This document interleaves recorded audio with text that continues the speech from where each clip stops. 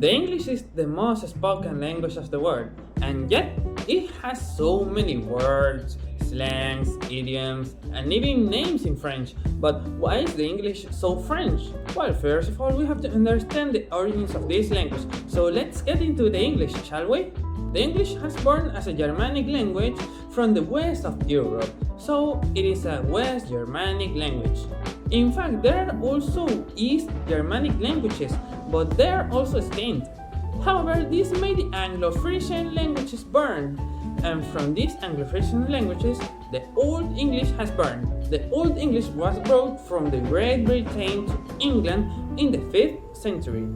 Then we have the Normans, who invaded and took power in England in the 11th century. England was close to becoming a French colony, but for things of the history, it didn't happen. In summary, when William the Conqueror became the King of England in 1066, he and his people spoke in French, but BH and his people spoke English. As a result, both languages mixed up and simplified their way to communicate in both languages. I'm gonna try to explain this later, but talking about this historical event that is also called the Norman Conquest, England resists to the end and the king has to leave their kingdom.